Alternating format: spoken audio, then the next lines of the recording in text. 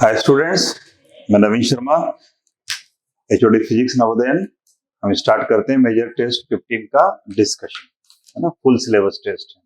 आते हैं पहले क्वेश्चन पर। Big drop of radius R is form by 1000 small droplet of water. The radius of the small drop is. Small drop से क्या बन रहा है? बड़ा ड्रॉप बन रहा है। तो क्या होगा? वॉल्यूम कांस्टेंट रहेगा, है ना। वॉल्यूम कांस्टेंट रहेगा तो एक स्मॉल ड्रॉप का वॉल्यूम ले लेते हैं, स्फेरिकल है तो क्या होगा? 4/3 पाई आर क्यूब। और कितनी ड्रॉप है? n drops. इसका वॉल्यूम किसके बराबर होगा? एक बिगर ड्रॉप के बराबर होगा। बिगर ड्रॉप का वॉल्यूम क्या? 4/3 पाई आर क्यूब। तो आप देखें 4/3 पाई से 4/3 पाई कैंसिल। क्या मिला हमें? कितना है हमारे पास में? 1000 ड्रॉप है तो क्या हो जाएगा? 1000 into R cube is equals to R cube. तो आप दोनों तरफ अगर क्यूब रूट लेते हैं तो क्या मिल जाएगा हमको? 10r आर क्यूब का cube root R is equals to R. तो small R is equals to R by 10। First option correct option. आगे देखते हैं। A conveyor belt is moving constant speed. एक बेल्ट है आपके पास में, कांस्टेंट स्पीड के साथ में मूव कर रहा है। क्या कर रहे हैं हम इस पर? कांस्टेंट स्पीड है 2 मीटर पर सेकंड का।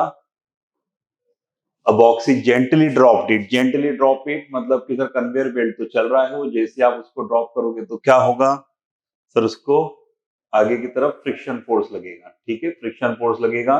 इनिशियली बस हमने उसको यहाँ पे जेंटली ड्रॉप किया, कोई स्पीड नहीं दी है। कितना फ्रिक्शन फोर्स लगेगा सर? मूव करेगा तो पूरा म्यू एन लगेगा। म्यू कितना दिया हमको? 0.5। एन क्या ले लेंगे हम इसका? mg। ठीक है, तो इससे एक्सेलरेशन कितना मिल जाएगा हमें सर? Mass into acceleration. मतलब एक्सेलरेशन आ गया मेरे पास में। कितना आ गया एक्सेलरेशन सर? Mu G. तो क्या पूछा है क्वेश्चन में? The distance that the box will move related to the belt before coming to rest. तो ब्लॉक रेस्ट में कब आएगा? जब ब्लॉक और कन्वेयर बेल्ट की स्पीड सेम होगी। कन्वेयर बेल्ट की स्पीड है 2, ब्लॉक को जेंटली रखा, इनिशियल स्पीड 0 है, उसको एक्सेलरेशन मिलेगा म्यू जी। तो पूछा किस डिस्टेंस पर वो रेस्ट में होगा? किस डिस्टेंस पर रेस्ट में होगा? जब कन्वेयर बेल्ट की स्पीड और ब्लॉक की स्पीड दोनों सेम हो जाएगी। इसका मतलब ब्लॉक की फाइनल स्पीड क्या होना चाहिए? 2। तो आप देखो, हमें फाइनल स्पीड मालूम है, हमें इनिशियल स्पीड मालूम है, हमें एक्सेलरेशन भी मालूम है। कितना है? म्यू जी 0.5 इंटू 10 मतलब 5। इसका मतलब कांस्टेंट है तो क्या यूज होगा इसमें? इसमें यूज होगा V U A S, third equation of motion. तो third equation of motion V square minus U square equals to 2s से आप लगा के सॉल्व कर लेंगे, आपको आंसर मिल जाएगा 0.4 मीटर। ठीक है, नेक्स्ट क्वेश्चन देखते हैं। Speed of the projectile at the maximum height is 1/2 its initial speed। तो प्रोजेक्टाइल की मैक्सिमम हाइट पर स्पीड दे रखी है। Speed of the project the maximum height is 1/2 of initial speed. तो हम इतना जानते हैं कि प्रोजेक्टाइल में क्या होता है। तो प्रोजेक्टाइल में अगर मैंने इनिशियली थ्रो किया है तो एक उसका यूएक्स कंपोनेंट होगा और एक उसका यूवाई कंपोनेंट होगा। हम जानते हैं कि सर एक्स कंपोनेंट कभी चेंज नहीं होता। तो क्या दे रखा है? At the maximum height. Sir maximum height पर तो क्या मिलेगा? मैक्सिमम हाइट पर उसकी पूरी की पूरी स्पीड क्या होगी? यू एक्स ही होगी, है ना। तो क्या दिया आपको? The speed of the projected the maximum height is 1/2 of initial speed. तो इनिशियल स्पीड को हम मान लेते हैं यू और एंगल ऑफ प्रोजेक्शन मान लेते हैं थीटा। इसका मतलब यूएक्स होगा हमारे पास में यू कॉस थीटा। तो क्वेश्चन में क्या दे रखा है आपको कि जो यू कॉस थीटा है वो कितना होगा? Half of the initial. Half of the initial मतलब हाफ ऑफ यू। तो कॉस थीटा क्या मिला हमें? कॉस थीटा मिल गया हाफ। मतलब थीटा कितना होगा? थीटा होगा हमारे पास में 60 डिग्री। तो आपको एंगल ऑफ प्रोजेक्शन मिल गया है। क्या निकालना? Ratio of the range to the maximum height R by H. सब बच्चे जानते हैं आर बाय एच क्या होता है? आर बाय एच हमारे पास में 4 कॉट थीटा। सब बच्चे जानते हैं आर बाय एच क्या होता है? 4 कॉट थीटा। मतलब 4 by cot theta. Cot theta 60 आ चुका है। कॉट 60 कितना होगा? कॉस 60 हमारे पास में 1/√3। 1/√3, इसका मतलब सही आंसर 4/√3 आया समझ में। डायरेक्ट फॉर्मूला है हमारे पास में r/q = cot थीटा। नेक्स्ट देखते हैं, two particle and B execute SHM, motion time period t दिया है, they start from mean position, phase difference between the particle, complete one oscillation. तो हमें क्या पता करना है, फेज डिफरेंस पता करना है, दोनों के टाइम पीरियड मालूम है। टाइम पीरियड मालूम है, इसका मतलब हमें क्या ओमेगा मालूम है। हाँ सर, पहले वाले के लिए बात करते हैं, तो पहले वाले के लिए ओमेगा क्या हो जाएगा 2π/t, सेकंड वाले के लिए क्या हो जाएगा, तो सेकंड वाले के लिए ओमेगा मिल जाएगा हमें 2π/t। कितना टाइम पीरियड दिया है 5t/4, सर 5t/4 मतलब ऊपर आ गया, इसका मतलब 8π/5t। ओके, तो हमें फेज डिफरेंस निकालना है। फेज क्या होता है सर, इक्वेशन जो होती है डिस्प्लेसमेंट की साइन थीटा के अंदर लिखते हैं उससे फेज। तो पहले वाले की इक्वेशन क्या बन जाएगी, पहले वाले की इक्वेशन बन जाएगी हमें a1 ले लेते हैं साइन ओमेगा टी, ओमेगा की वैल्यू है हमारे पास में 2π/t, 2π/t ही लिख लेते हैं डायरेक्ट, 2π/t इंटू टाइम। पाई की जरूरत नहीं है क्योंकि क्वेश्चन में कहां से स्टार्ट कर रहे हैं वो, और वो दोनों मीन पोजीशन से ही स्टार्ट कर रहे हैं। ठीक है, तो सेकंड की इक्वेशन क्या बन जाएगी sir, y2 is equal to sir a2 sine omega t, omega कितना दे रखा है 8π/5t इंटू टी। ये बात आई समझ में। अब हमें क्या पूछा है, the phase difference between the particle A complete, A क्या कर रहा है सर, वन ऑसिलेशन कंप्लीट कर रहा है। तो वन ऑसिलेशन कंप्लीट करने में उसे कितना टाइम लगेगा सर, उसका टाइम पीरियड टी है। तो सर हमें स्मॉल टी की वैल्यू कब पता करना है फेज डिफरेंस, जब स्मॉल टी की वैल्यू टी रहेगी। तो इसका फेज, इसको फेज बोलते हैं है ना। तो फेज 1 φ1 कितना हो जाएगा हमारे पास में, φ1 हो जाएगा टी की वैल्यू टी पुट कर दो तो मिल जाएगा सर हमें 2π। φ2 भी निकाल लेते हैं, φ2 भी निकाल लेते हैं तो कितना मिल जाएगा हमें सर, टी की वैल्यू टी पुट कर देंगे, टी कैंसिल, तो 8π/5। तो फेज डिफरेंस पूछा है, फेज डिफरेंस मतलब दोनों को माइनस कर देते, 2π minus 8π/5, 5 to 10, 10 minus 8 2, 2π/5 is the correct option. ठीक है, फेज डिफरेंस मतलब हम इक्वेशन बना के साइन जो थीटा होता है वो क्या होता है हमारे पास में फेज। नेक्स्ट देखते हैं, assuming that the potential of the spring zero where it's stretched by x0, मतलब स्टैंडर्ड केस नहीं है, जनरली हम जीरो ले लेते हैं उसके नेचुरल लेंथ पर कहां जीरो लेने को कहा है, स्ट्रेच बाय x0 है। ओके, देन इस पोटेंशियल एनर्जी कंप्रेस पर कितनी होगी। तो हम तो जानते हैं sir spring is a conservative force, conservative force है तो उसका जो वर्क डन होता है वो सीधा सीधा पोटेंशियल एनर्जी का चेंज होता है। तो पोटेंशियल एनर्जी का चेंज निकाल लेते हैं, मतलब कि sir final potential energy minus initial. तो फाइनली सर हमें निकालना है, इनिशियली कहां पे ले रहे हैं वो जीरो x0 पर, तो सर हम इनिशियली जीरो ही ले लेते हैं x0 पर। कैसे निकालते हैं पोटेंशियल एनर्जी का चेंज, जो वर्क डन करती है स्प्रिंग, वर्क डन कितना होता है सर, फोर्स लगाती है kx, डिस्प्लेसमेंट मान लो dx है, तो फोर्स इंटू डिस्प्लेसमेंट, पूरा वर्क डन निकाल लेते हैं। x0 से कहां तक करना है हमें सर, वर्क डन x0 से करना है x0/2 तक। ये समझ में आया, स्टार्टिंग कहां पर है x0 और फाइनली x0/2 है, तो उसको सिंप्लीफाई कर लीजिए आप, इजीली आपको मिल जाएगा। k कांस्टेंट ही है, x²/2, लिमिट पुट कर देंगे आप, lower limit x0, upper limit x0/2, value भी पुट कर देंगे, x0/2 का स्क्वायर x0/8 माइनस x0 कर लेंगे तो 8 के टर्म में आएगा, और ये बड़ा है मतलब कि नेगेटिव आएगा, नेगेटिव 8 के टर्म में एक ही ऑप्शन दिख रहा है मुझे, -3/8 के x0²। आया समझ में। नेक्स्ट क्वेश्चन देखते हैं, A man goes to the height equal to the radius of earth, man कहां जा रहा है, height equals to the radius of earth, the weight of the person relative to weight on the surface। तो surface पर wait कितना होता है sir, mg होता है, और g की वैल्यू सभी बच्चे जानते हैं क्या होती है, gm/r ना, r is the distance from centre. अब ये r हाइट पर ही चला गया है तो नया वेट क्या हो जाएगा सर, m में कोई चेंज नहीं आएगा, g डैश आ जाएगा हमारे पास में, तो कितना होगा m gmm बाय कितना हो जाएगा, r plus r 2r, r plus r 2r का स्क्वायर है ना, gm/r²। तो कितना हो जाएगा sir, inversely proportional to r square, मतलब नीचे आ गया है 2 का स्क्वायर 4। तो क्या चेंज आया सर, g में 1/4 चेंज आया, इसलिए वेट में भी 1/4 चेंज, तो कितना हो जाएगा उसका वेट 1/4। आया समझ में। नेक्स्ट क्वेश्चन देखते हैं, The figure below show the plot of the PV by NT. PV by NT, PV by NT तो सभी जानते थे, PV is equals to nRT होता है, मतलब PV by NT क्या होता है, तो PV by NT is equals to R होता है, ठीक है, ideal gas equation. For oxygen gas at two different temperature, दो अलग अलग टेम्परेचर पर हम बना रहे हैं, एक T1 पर और एक T2 पर। देखते हैं, अगर मान लीजिए आइडियल गैस होती तो क्या हुआ, PV by NT R constant होता, कांस्टेंट होता मतलब सर स्ट्रेट लाइन ग्राफ चलना था, है ना, पर ये ऑक्सीजन आइडियल गैस नहीं है तो इसलिए ग्राफ कुछ अलग आया है। पढ़ते हैं क्या लिखा है, the dotted line correspond to the ideal gas behaviour. हाँ अभी बताया, आर तो कांस्टेंट रहेगा, तो बिल्कुल सही है फर्स्ट ऑप्शन ही। अच्छा मल्टीपल देखना है, सेकंड दे रहा T1 greater than T2, check करते हैं। तो नॉर्मल गैस आइडियल गैस की तरह बिहेव कब करने लगती है, सर जितना ज्यादा टेम्परेचर होता है उतना। तो हाई टेम्परेचर पर सर वो आइडियल गैस की तरफ बिहेव करती है। तो यहाँ अगर मैं दो को देख, मतलब सर बिहेव आइडियल की तरफ है, मतलब इसका टेम्परेचर ज्यादा होना चाहिए, मतलब T1 ज्यादा होना चाहिए, तो सेकंड ऑप्शन भी करेक्ट है। The value of PV by NT at the point where the curves meet on y axis, तो कर्व y एक्सिस को कहाँ मीट कर रहे हैं, सर यहाँ मीट कर रहे हैं।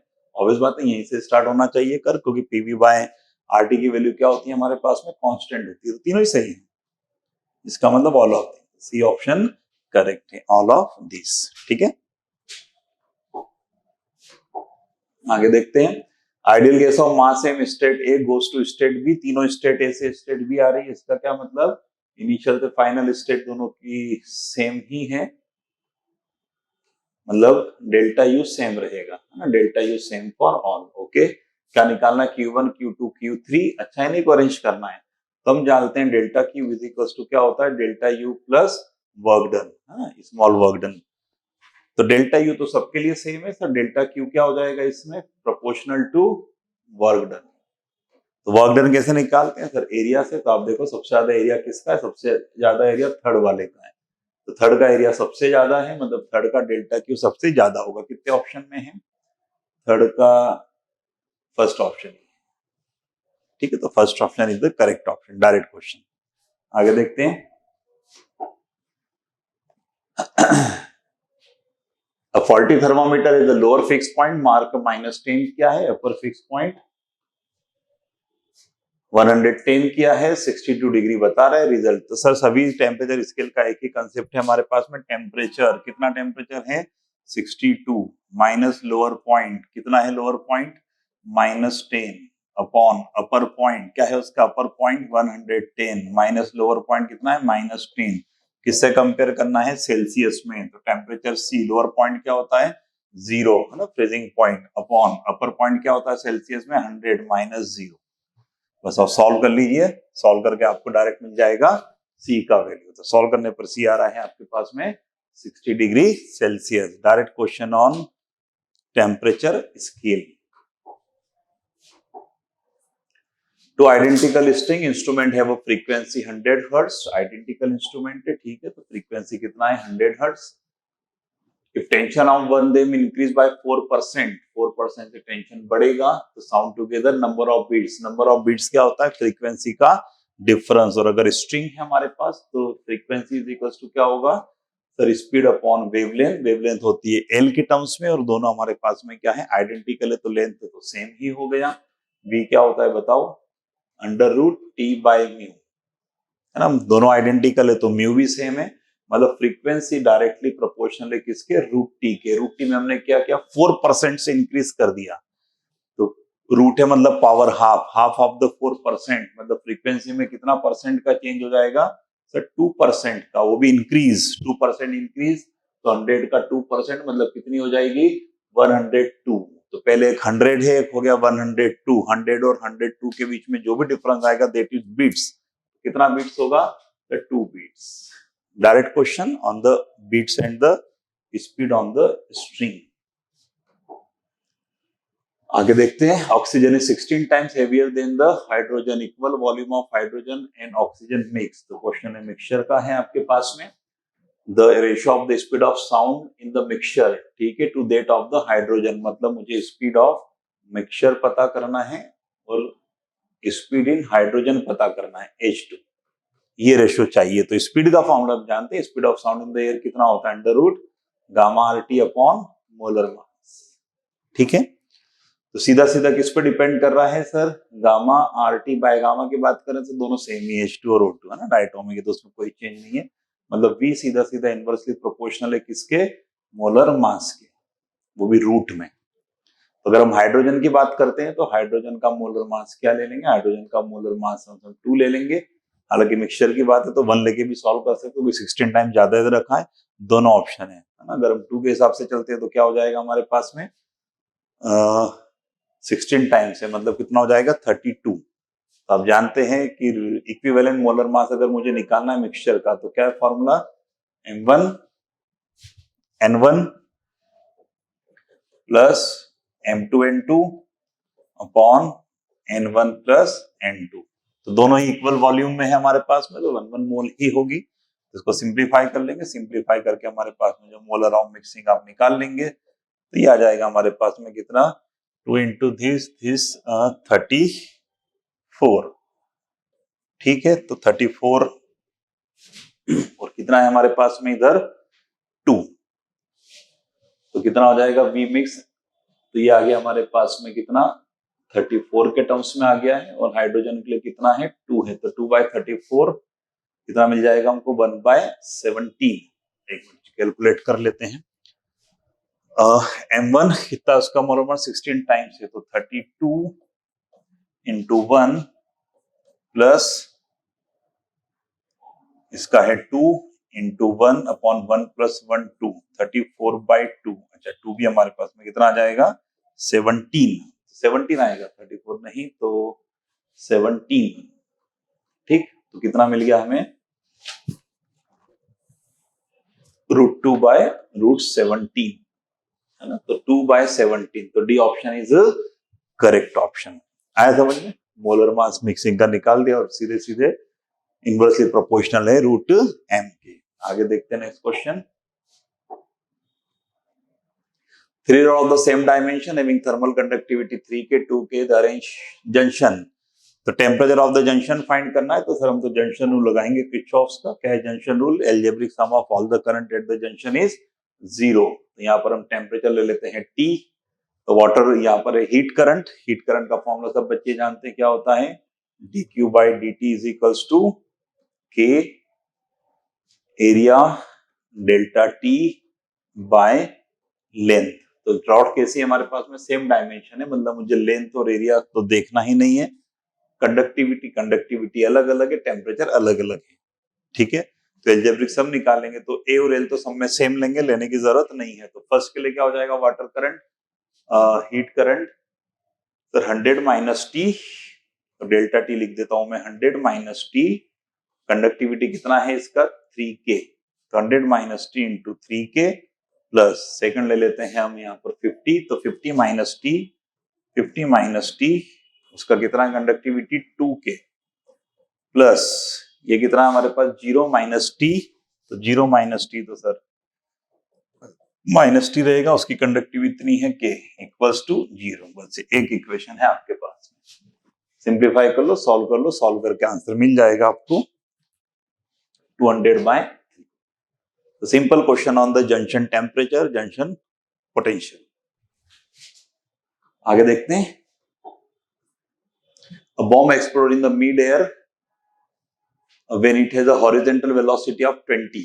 तो एक बॉम्ब है आपके पास में, जब उसकी हॉरिजॉन्टल वेलोसिटी कितनी है 20, ठीक है, तो वो एक्सप्लोड हो गया। एक्सप्लोजन कोलिजन में क्या करते हैं सर, मोमेंटम कंजर्व होता है, मतलब इनिशियल मोमेंटम उसका इस डायरेक्शन में है 20 की, तो स्पीड है it break into 2 piece A having mass 1:2, तो मास 1 है और 2 है, इसमें ब्रेक हुआ, मतलब इनिशियल मास ले लेते हैं हम 3, तो 3 मास ले लेंगे तो इनिशियल मोमेंटम क्या मिल जाएगा हमको हॉरिजॉन्टल 3 into 2 60।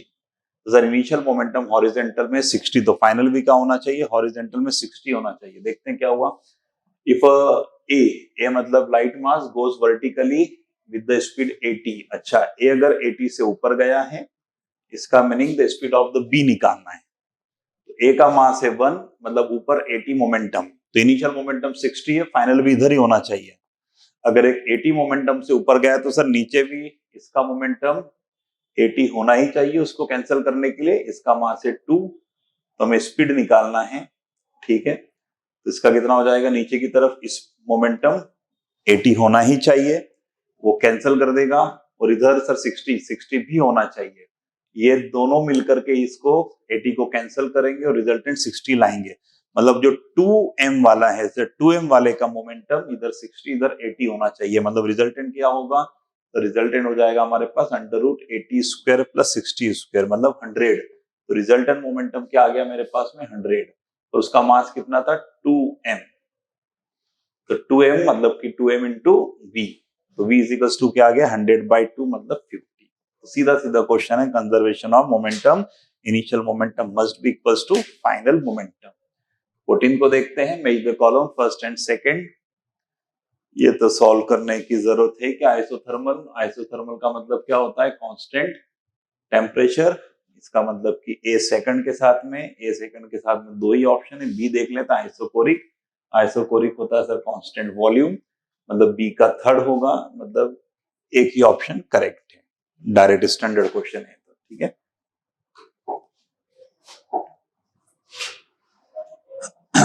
और आगे देखते हैं हम। A frictionless wire AB fixed on the sphere of radius a very small ball slip, ठीक है, स्लिप कर रहा है बॉल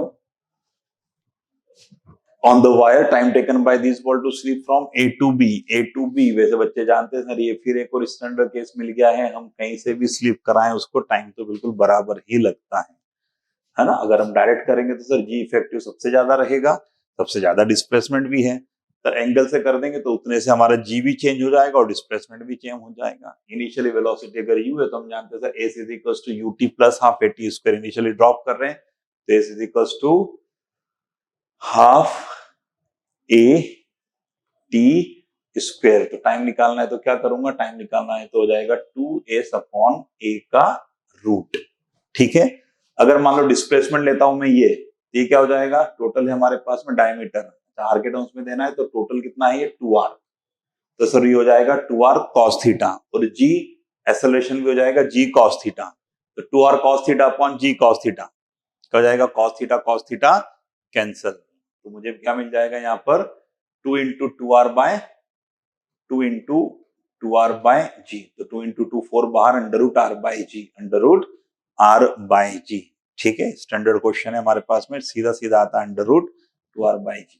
नेक्स्ट देखते हैं, balloon start rising from the ground with an acceleration of 0.1 metre पर सेकंड। तो इनिशियली बैलून है ग्राउंड पर, तो इनिशियली बैलून हमारे पास ग्राउंड पर है, वो स्टार्ट कर रहा है, मतलब इनिशियल वेलोसिटी 0 है, तो एक्सेलरेशन कितना मिल रहा है उसको 1.25। Okay, after 8 second stone is release, तो पहले 8 सेकंड के बाद में बैलून की स्थिति देखते हैं क्या हो जाएगी। सर बैलून कुछ हाइट पर चले जाएगा जो हम निकाल सकते हैं, S equals to U T plus half A T square से, और इसकी वेलोसिटी कितनी हो जाएगी, इसकी वेलोसिटी भी निकाल सकते हैं यू प्लस एटी से। यू तो 0 है तो डायरेक्ट लिखते हैं एक्सेलरेशन 1.25 इंटू टाइम कितना पूछा है आफ्टर 8 सेकंड, कितना आ जाएगा 10, मतलब 10 मीटर पर सेकंड। तब उस बैलून से क्या कर रहे हैं सर, बैलून से हमने एक स्टोन को रिलीज किया है, अगर स्टोन को रिलीज करेंगे किसी मूविंग बॉडी पे तो उसकी इनिशियल वेलोसिटी क्या होगी, जो उस बॉडी की थी। तो सर बैलून की स्पीड अगर ऊपर 10 मीटर पर सेकंड है तो जो स्टोन रिलीज किया है ये भी आपको मिल जाएगा, इसकी इनिशियल वेलोसिटी 10 मीटर पर सेकंड, और डिस्प्लेसमेंट तो आप निकाल ही चुके हैं। अब जैसे रिलीज किया है तो सर एक्सेलरेशन तो ग्रेविटी हो जाएगा मेरे पास में -g। तो आपको अगर टाइम पूछे, डिस्प्लेसमेंट पूछे, सब निकाल सकते हैं, सिंपल सी इक्वेशन है। अगर मुझे फाइनल वेलोसिटी पूछेंगे तो v is equals to u plus A T, displacement में अगर पूछते हैं s equals to sir ut plus half A T square. ठीक है, तो डिस्प्लेसमेंट तो हम यहीं से निकाल चुके थे, इक्वेशन में पुट कर दोगे, आपको क्या निकालना है टाइम। अगर आप टाइम निकालेंगे तो क्या होगा, टाइम आ जाएगा आपके पास में 4 सेकेंड। डिस्प्लेसमेंट मालूम है, इनिशियल वेलोसिटी मालूम है, हमें एक्सेलरेशन -g मालूम है। इसमें समझने वाली बात यही थी कि इनिशियल वेलोसिटी क्या होगी, जितनी उस बैलून की वेलोसिटी है 8 सेकंड पर। ठीक है, आगे देखते हैं, stress is internal force per unit area of the body. Yes, बिल्कुल सही है, stress internal force per unit area ही होता है। Rubber is less elastic than steel. Yes, steel is more elastic. दोनों सही है, दोनों सही है, पर स्ट्रेस का रीजन ये नहीं है, है ना, दोनों सही है, both are the correct but not correct explanation. इसका मतलब B option is the correct option, तो सेकंड ऑप्शन भी हमारे पास में करेक्ट ऑप्शन है। ठीक है, If a body start from rest, the time in which the cover particular displacement with uniform acceleration है, डिस्प्लेसमेंट और टाइम की बात आ रही है, और स्टार्ट भी रेस्ट से और स्टार्ट रेस्ट से, sir S is equals to U T plus half A T square, तो यू तो जीरो हो गया, मतलब हाफ ए टी स्क्वायर, तो एस प्रोपोर्शनल टू क्या होता है टी स्क्वायर। आपको क्या पूछा है, टी पूछा है, इसका मतलब कि T proportional to under root of S, तो directly proportional to the root S, सीधा काइनेमेटिक इक्वेशन। ठीक, आगे देखते हैं। The terminal velocity of the sphere moving through viscous medium, terminal velocity का फॉर्मूला बच्चा जानता है, कई बार हो चुका है। टर्मिनल वेलोसिटी का फॉर्मूले में हम देखते हैं सर, 2 भी आता है, g भी आता है, r स्क्वायर भी आता है, डेंसिटी का चेंज भी आता है, अपॉन में 9 ईटा भी आता है, मतलब v directly proportional to r square, तो directly proportional to square of the radius, इसमें सी करेक्ट ऑप्शन है। During inelastic collision between two body, which one of the following always remain conserved? Elastic, inelastic कैसा भी collision हो, momentum is always conserved. क्या conserve रहेगा? Total momentum. C option is correct option. A force F acting at a point are the value of the angular momentum conserve. आप चाहते हैं angular momentum conserve हो, मतलब torque क्या लगना चाहिए, जीरो।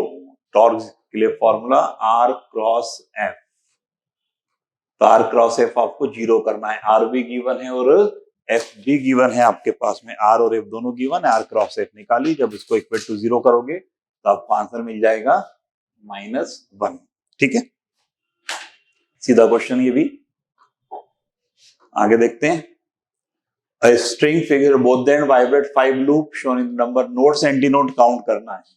देखते हैं इसे समझ में आ जाएगा। नोड मतलब जो जीरो वाले हैं, कितने वाले जीरो हैं, देखें यहाँ पे 1 2 3 4 5 6 तो बन रहे हैं नोड, मतलब यही सही है, एंटी नोड गिनने की जरूरत ही नहीं है सर, है ना, पहले नोड ही पूछा, देख लो नोड्स ए, तो 6 नोड बन रहा है, इजी क्वेश्चन। आगे देखते हैं।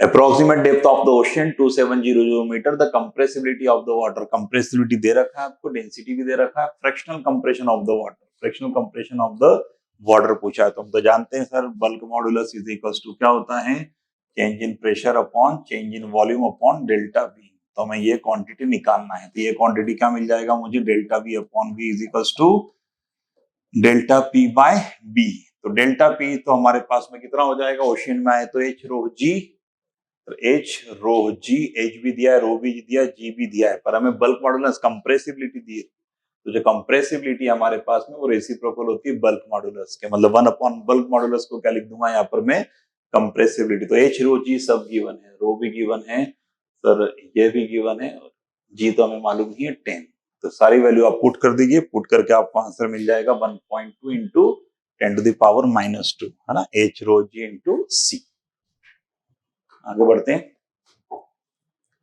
In the circuit shown figure the 5 ohm resistor develop the heat, 5 ohm का हीट दिया है आपको, ठीक है, 10 कैलोरी पर सेकंड, देखो ध्यान से यूनिट, 10 कैलोरी पर सेकंड दिया, कैलोरी पर सेकंड मतलब ये हीट जनरेट नहीं, पावर दे रखा है आपको, ठीक है, to the current flowing through it, तो 5 का पावर दे रखा है आपको, ओके, 5 का पावर अगर आपके पास में है तो क्या आप वोल्टेज निकाल सकते हैं, यस सर, पी का फॉर्मूला है मेरे पास में V square by R, okay, P given है, आर गिवन है, वी आ गया, अभी जो वी आएगा तो सर यही वी तो इस पूरे के क्रॉस भी होगा, 9 + 6 15 के, आया समझ में, तो दोनों का वोल्टेज तो सेम ही है।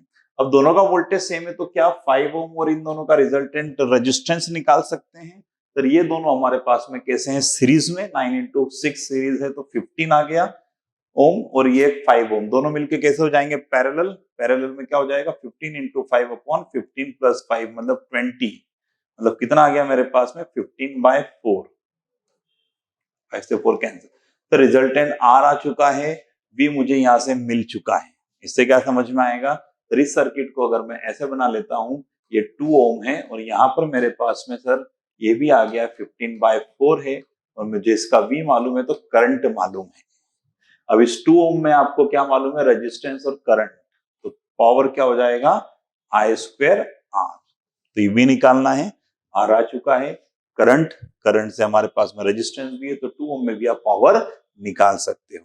तो सिंप्लीफाई करोगे, सिंप्लीफाई करके आपको मिल जाएगा आंसर 7.1 कैलोरी। ठीक है, आगे देखते हैं। एसर्शन है parallel plate capacitor connected across the battery to the key. ठीक है, की के थ्रू हमने कनेक्ट किया है उसको। डाइलेक्ट्रिक स्लैब कांस्टेंट के is introduce between the plate, the energy which is stored के टाइम्स। तो पहले हमने बैटरी से कनेक्ट कर रखा है, तो पहले ये बात देखें, अगर आप बैटरी से कनेक्ट करके रखते हैं पैरेलल प्लेट कैपेसिटर को, तो क्या होता है, बैटरी से अगर कनेक्टेड रहेगा तो V कांस्टेंट रहेगा, V में चेंज नहीं आएगा। अब क्या कर रहे हैं, डाइलेक्ट्रिक स्लैब इंसर्ट कर रहे हैं, तो जो नई कैपेसिटी होगी वो क्या हो जाएगी, पुराने की के टाइम्स। तो एनर्जी के बारे में पूछा है, तो एनर्जी आप जानते हैं हाफ सी वी स्क्वायर, तो सर एनर्जी होता है half C V square, V constant है, सी के टाइम्स हो गया है, तो कह रहे हैं एनर्जी के टाइम्स। बिल्कुल सही स्टेटमेंट। आगे देखते हैं। The surface density of the charge on the plate remain constant और अनचेंज। सरफेस डेंसिटी चार्ज नहीं सर, चार्ज तो बदलेगा। चार्ज इज इक्वल टू क्या होता है, सी वी। सर वी कांस्टेंट है, सी बदल गया तो चार्ज भी के टाइम्स हो जाएगा। मतलब ये सेकंड स्टेटमेंट गलत है। इसका मतलब assertion is true but reason is false। आगे देखते हैं। Find the capacitance between C and D। C और D के बीच में आपको कैपेसिटेंस फाइंड करना है। तो ये C है और ये D है। C से D के बीच में देखें तो सर ये दोनों तो हो गए सीरीज में एक साथ ही, 4 और 4 सीरीज में कितने हो जाएंगे, तो 2। ये भी हमारे पास में 6, तो ये भी सीरीज में कितना हो जाएगा, 2। अब ये तीनों कैसे हो जाएंगे, सर ये तीनों तीन पॉइंट की है क्रॉस है, इसका मतलब पैरेलल। तो 6 + 2 8 + 2 10, तो 10 micro farad. Easy question, direct C और डी के बीच में निकालना है आपको। आगे देखते हैं question number 27। Assertion cyclotron does not accelerate electron. Yes, cyclotron is used to accelerate heavy charge particle like alpha proton, है ना। इलेक्ट्रॉन वेरी स्मॉल मास है, mass of the electron is very small. Yes sir, यही तो reason है ना, small mass, इस कारण उसको एक्सेलरेट नहीं कर सकते। तो दोनों बिल्कुल सही हैं और सही एक्सप्लेनेशन है, मतलब A option is the correct option. ठीक है, आगे देखते हैं। If capacitor plate is connected to the battery, potential of capacitor is V। Okay, if gap between the plate is reduced to half, the new potential क्या लिखा, connected to battery. अभी समझाया, battery से अगर कनेक्टेड रहेगा capacitor तो आप उसमें कुछ भी चेंज करो, V remain constant. V remain constant मतलब C option is a correct option. आगे देख, C option is the correct option. आगे देखते हैं। Proton is moving along z axis. तो एक प्रोटॉन है हमारे पास में, कहां मूव कर रहा है सर, वो z एक्सिस पर कर रहा है। The magnetic field along x axis. ठीक है, the proton will expel the force. तो चार्ज पार्टिकल को जो फोर्स लगता है उसका फॉर्मूला क्या है sir, F is equal to Q V cross B। ठीक है, फोर्स क्या हमारे पास में, V क्रॉस B। तो प्रोटॉन मूव कर रहा है अलोंग z एक्सिस, मतलब V क्या है हमारे पास में, K cap cross magnetic field. Magnetic field कहां पर है हमारे पास में, एक्स एक्सिस पर। तो K क्रॉस I क्या होता है, K cross I J cap, मतलब Y एक्सिस। और Y एक्सिस पे जाना था, एक ही ऑप्शन है ना, प्लस या माइनस Y होता तो हम सोचते भी सही। तो Y axis is the correct option. आगे देखते हैं।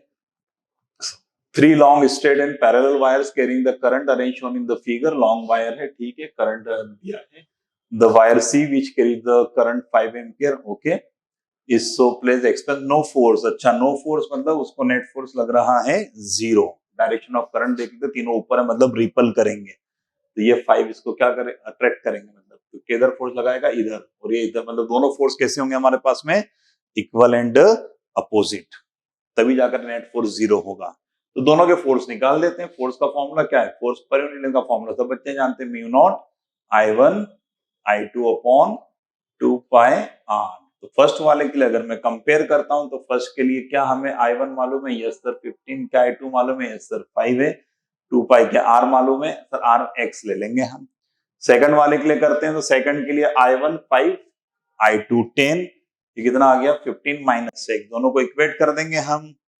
एक ही वेरिएबल बचा x, इक्वेट करने पर आप सॉल्व कर लेंगे, बड़ा इजी क्वेश्चन है। तो x आ जाएगा आपके पास में 9 सेंटीमीटर।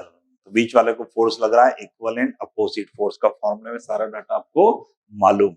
ठीक है, नेक्स्ट क्वेश्चन देखते हैं। The network shown in the figure is a part of the complete circuit if a certain instant current I दे रहा है, डिक्रीजिंग रेट भी दिया है, वीबी माइनस वी है। तो एक सर्किट का पार्ट है, तो एक पॉइंट से दूसरे पॉइंट पर अगर हम जाएंगे तो sir Kirchhoff voltage law use कर सकते हैं। तो चलो वीबी से स्टार्ट करते हैं।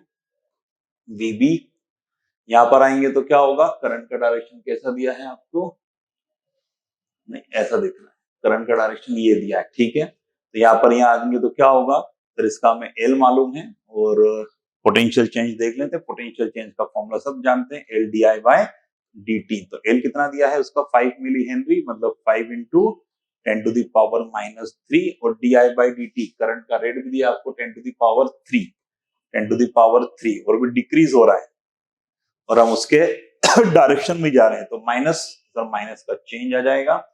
और आगे देखते हैं बैटरी, सर बैटरी के पॉजिटिव से निगेटिव पर जा रहे हैं, अगेन माइनस डिक्रीज हो जाएगा, मतलब 15। यहां देखते हैं यहाँ करंट की डायरेक्शन ये है, मतलब ये लो से हम हाई जा रहे हैं, मतलब वोल्टेज इंक्रीज हो जाएगा। इंक्रीज हो जाएगा तो सर प्लस लिख लेते हैं, कितना इंक्रीज होगा, आई आर। आई कितना है, 5 दे रखा है हमें, और ये है 1, तो आई आर मतलब 5 प्लस 5। तो हम कहाँ पहुंच गए, ए पर। ये समझ में आया, बी से स्टार्ट किया और हम पहुंच गए ए पर। आपको क्या निकालना, अच्छे से पढ़ो, V A minus VB, VB minus V A, तो सर ये वीबी है, ए इधर आ जाएगा तो sir minus V A equals two plus 5 minus 5 cancel, minus 15 इधर आ जाएगा तो 15। तो सर 15 वोल्ट का डिफरेंस है हमारे पास ए और बी में। आगे देखते हैं, magnetic north pole of the earth the values of horizontal on edge. तो पोल, पोल पर अगर है तो फील्ड कैसी रहती है मैग्नेटिक की, डाउनवर्ड। तो डाउनवर्ड फील्ड रहेगी तो हॉरिजॉन्टल कंपोनेंट कितना, 0। चलो 3 में 0 देखना है तो आगे भी देखना पड़ेगा। Angle of deep, angle of deep होता है मैग्नेटिक फील्ड और हॉरिजॉन्टल में एंगल, तो दोनों के बीच में एंगल कितना हो गया, 90 डिग्री। तो एच 0 और 90, sir B option correct option है, बिल्कुल बेसिक क्वेश्चन है, database question.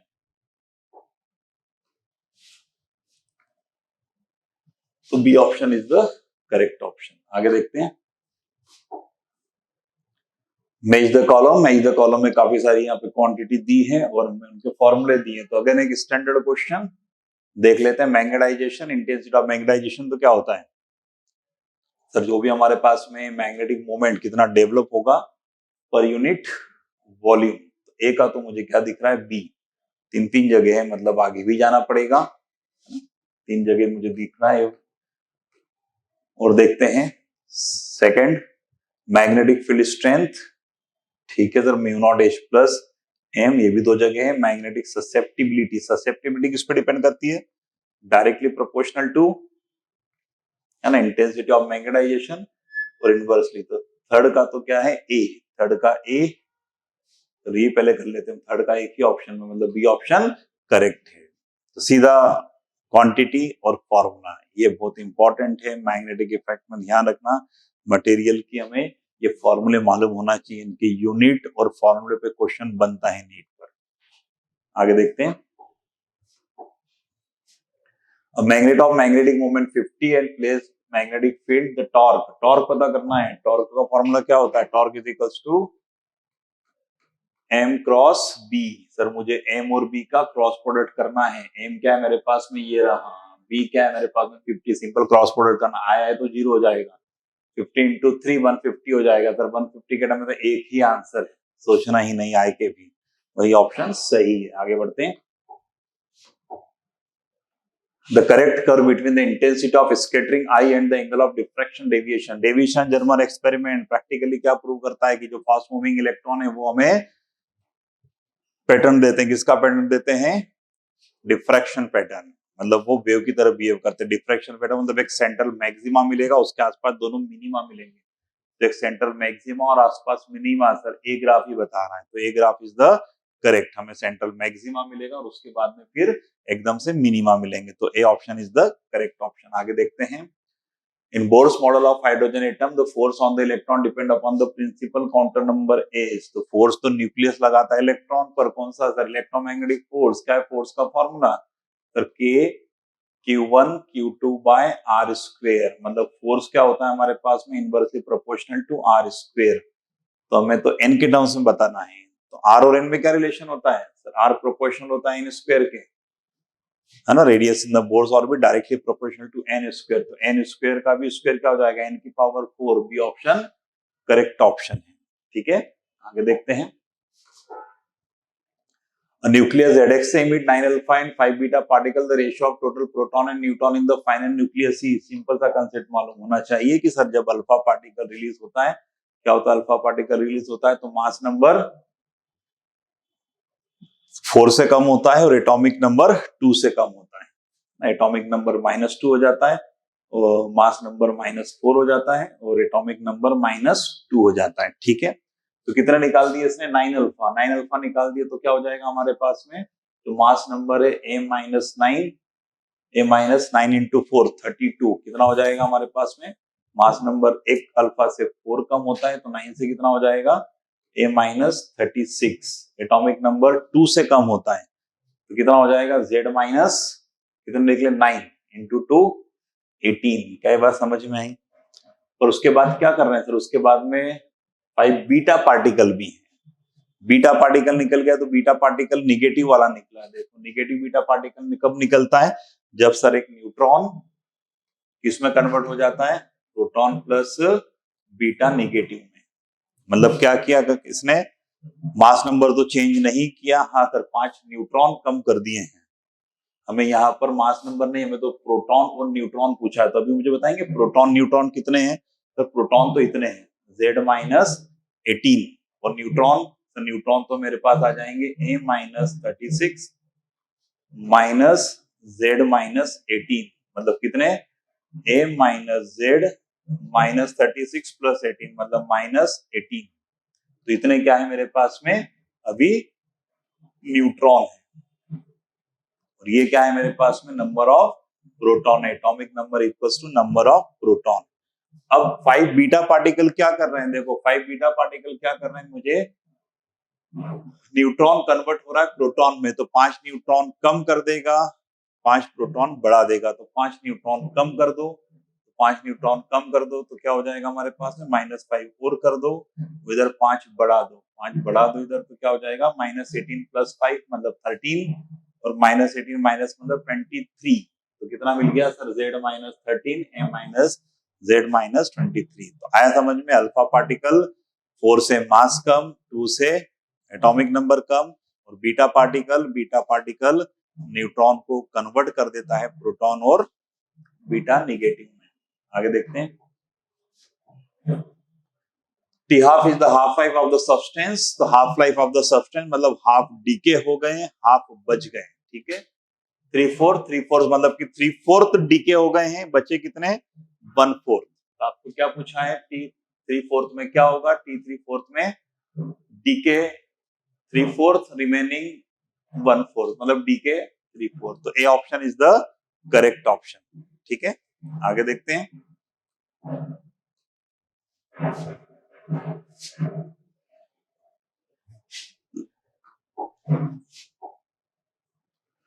The energy level diagram of the hydrogen like atom, hydrogen like atom है, इसका मतलब जेड का ध्यान रखना पड़ेगा।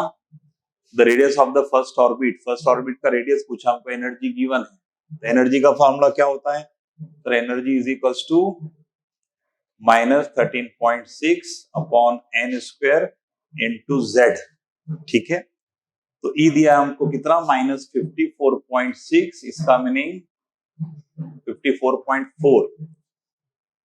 तो ध्यान से देखें, फर्स्ट ऑर्बिट है तो n की वैल्यू तो 1 हो गई, मतलब z कितना मिल गया मुझे, ये अपॉन में चले जाएगा, 13.6 अपॉन 54.4 कितना मिल जाएगा, 13 1 जा 2 जा 4 जा, देख लो अप्रोक्सीमेट हमारे पास में 4 आ रहा है। ठीक है, पर हमें तो रेडियस पूछा है, तो आप तो जानते हैं formula r is equal to क्या होता है, r नॉट, किस पर डिपेंड करता है, रेडियस डिपेंड करता है मुझे n स्क्वायर पर और z पर। आया तो हमने z की वैल्यू आ चुकी है, z की वैल्यू पुट कर दो, r नॉट कितना होगा हमारा 0.53, पुट करके सिंप्लीफाई कर दो, आपको आंसर मिल जाएगा a। तो सीधा सीधा हमें क्वेश्चन पूछा कि इस पे बोर्स एटॉमिक मॉडल पर हाइड्रोजन नहीं पूछा, हमें हाइड्रोजन लाइक पूछा, और जब जब हाइड्रोजन लाइक कहेंगे तो आपको क्या करना होगा, हाइड्रोजन लाइक में z का बिल्कुल ध्यान रखना पड़ेगा। ठीक है, आगे देखते हैं, एक मिनट, z स्क्वायर या 2 लिख देंगे आप, ठीक है।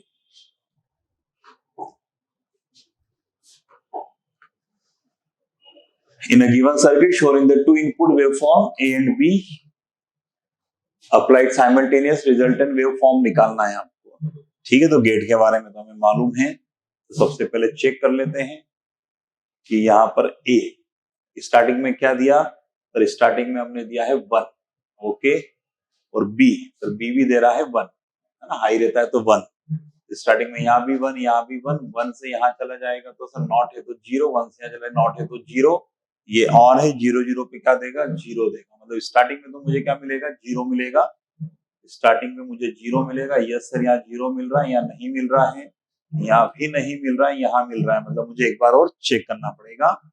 तो एक बार और चेक कर लेते हैं, ये क्या मिल रहा है मुझे यहाँ पर, सेकंड टाइम हम चेक कर रहे हैं, तो सेकंड टाइम देखें यहाँ क्या मिल रहा है, लो आ गया मतलब 0, और यहाँ क्या मिल रहा है मुझे, सर यहाँ भी 0 ही मिल रहा है।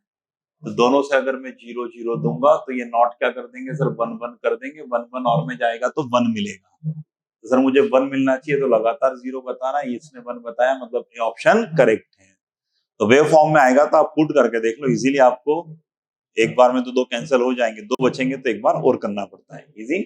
आगे देखते हैं। In the following common emitter circuit, beta दिया है, वीसी दिया, नेग्लिजिबल आरसी, देन आईबी दिया है। तो अच्छे से देखो, बीटा दिया है तो बीटा तो हम जानते हैं सर, बीटा होता है आउटपुट, आउटपुट यहाँ लेते हैं सी से, और इनपुट, इनपुट लेते हैं हम बी से, ठीक है। आईसी निकालने के लिए क्या करें, रेजिस्टेंस मालूम है और वोल्टेज भी मालूम है।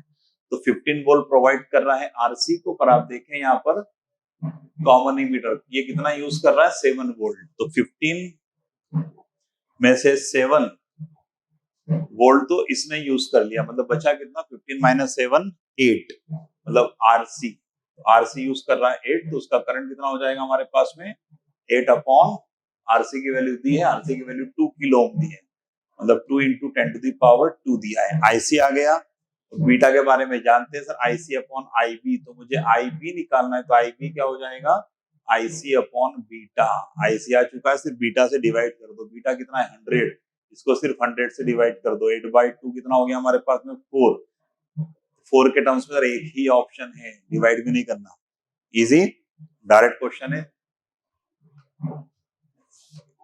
आगे देखते हैं। At absolute zero temperature semiconductor behave insulator, semiconductor में टेम्परेचर इंक्रीज करते हैं तो बॉन्ड ब्रेक होते हैं, तो इलेक्ट्रॉन फ्री होते हैं, इलेक्ट्रॉन फ्री होते हैं, चार्ज कैरियर मिलता है तो कंडक्टर करता है। एब्सोल्यूट कर दिया हमने तो 0, एब्सोल्यूट 0 मतलब बॉन्ड ब्रेक नहीं होंगे, वेरी लो टेम्परेचर, एक भी बॉन्ड ब्रेक नहीं है, एक भी इलेक्ट्रॉन फ्री नहीं है, तो कैसे बिहेव करेगा वो, एज एन इंसुलेटर। आया समझ में?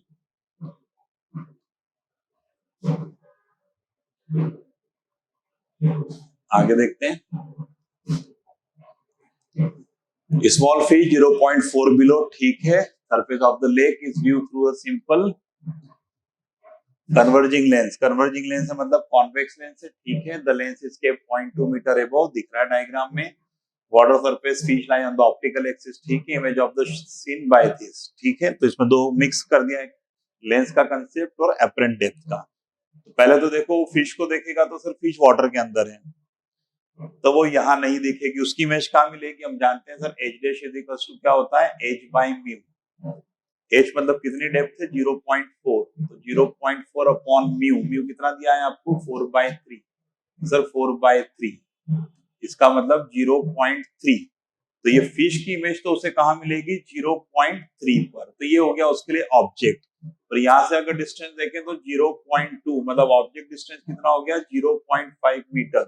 क्या ये बात समझ में आई? लेंस के लिए ऑब्जेक्ट डिस्टेंस कितना हो गया, 0.5 मीटर। तो क्या इमेज डिस्टेंस निकाल सकते हैं? हाँ sir, 1/f is equal to 1/v minus 1/u लगा सकते हैं। एफ हमें दे रखा है, एफ कितना दिया है यहाँ पर, 3 दिया है, इक्वल्स टू 1/v। सर पता करना है, u में ले लूंगा नेगेटिव क्योंकि अपोजिट है, तो कितना हो जाएगा, u है यहाँ पर 0.5, तो 1/0.5। तो आप सिंप्लीफाई कर लेंगे तो v की वैल्यू मिल गई आपको, कितना मिल जाएगा v, अगर आप देखें तो 1/0.5 को इधर लाएंगे तो इधर क्या हमारे पास में 3, 1 माइनस 1/3 माइनस 1/0.5, 5 को हटा देता हूँ, मतलब 10 लिख देता हूँ, एलसीएम कितना आ जाएगा 15, ये मिल जाएगा मुझे 5 माइनस 30, इसका मतलब 5 3 5, और उधर मिल जाएगा मुझे 30, 5 माइनस 30 माइनस 25 बाय 15, मतलब कितना मिल गया मुझे -5/3। ठीक, तो ये मुझे v मिल गया है, पर ये v मेरे पास में क्या होगा सर 0.2, तो यहीं तक है। उसके बाद में फिर क्या कर दूंगा मैं, वापस से इसकी जो इमेज बनेगी, अब कहाँ जा रहे हैं, एयर टू वाटर में जा रहे हैं, तो एच डैश क्या मिल जाएगा मुझे sir, H dash is equal to H by mu, H into mu मिल जाएगा। तो एच कितना है मेरे पास है 0.2 इंटू म्यू, आप उसको सिंप्लीफाई करेंगे तो फिर से आ जाएगा 0.4, मतलब यहाँ से 0.4 ही है, यहाँ से 0.4 है। इसका मतलब क्या, इधर जहां पर ऑब्जेक्ट था वहीं उसकी इमेज बन रही है, तो same location of the fish. तो क्या यूज किया हमने, जब वाटर में देख रहे हैं तो H dash H by mu, और जब एयर टू वाटर जाएगा तो H dash is equal to H into mu. ठीक है,